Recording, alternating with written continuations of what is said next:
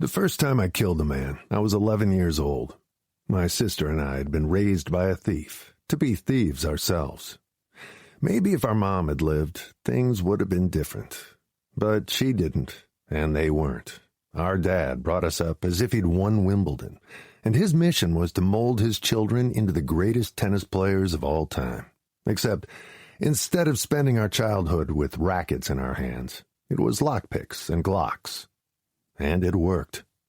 By the time I was 11, I could crack safes, bypass alarms, plan a heist, shoot equally well with both hands, and hold my own in a fight against a grown man.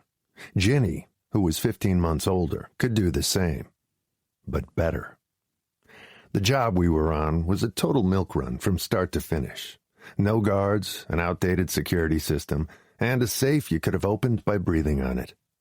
It was really a one-person job, but part of Dad's training regime was to bring us along when he could. He had every reason to expect it would be a clean heist. The fixer was an old friend who was in a bind, and even though Dad hadn't seen him in probably 2 decades, they'd been close once. Dad thought he could trust him. He was wrong.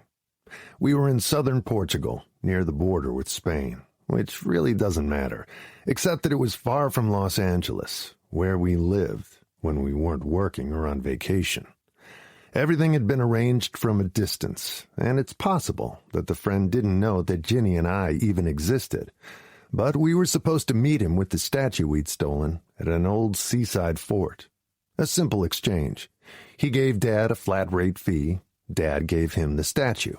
It was small, neatly packed away in a foam-lined, hard-sided travel case, and the friend pocketed whatever the difference was between what he was paying Dad and what the person who had commissioned the job in the first place was offering.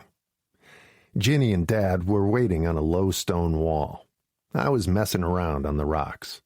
I don't remember what I was doing.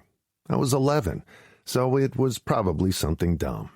But I was out of sight.